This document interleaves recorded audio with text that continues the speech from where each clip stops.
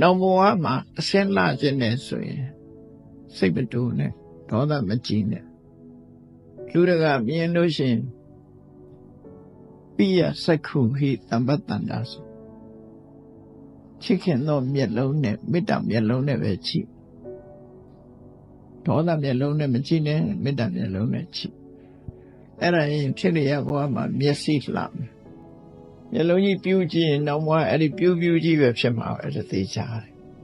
ဒါကိုလို့တာကိုရတာသူများကိုပြုံးကြည့်ရဖြင့်ဒီပြုံးရွှင်တဲ့မျက်နှာကိုရတာကိုလို့တဲ့အလုပ်တွေကြီးပဲအားလုံးဟာဒီဘဝရောက်လာမှ plastic surgery လုပ်ပြီးတော့မေးရိုးပြင်ရတာနဲ့နှာခေါင်းပြင်ရတာနဲ့အနာခံပြီးတော့ပြင်နေနောက်ကျတော့လေဒုံရင်မှာ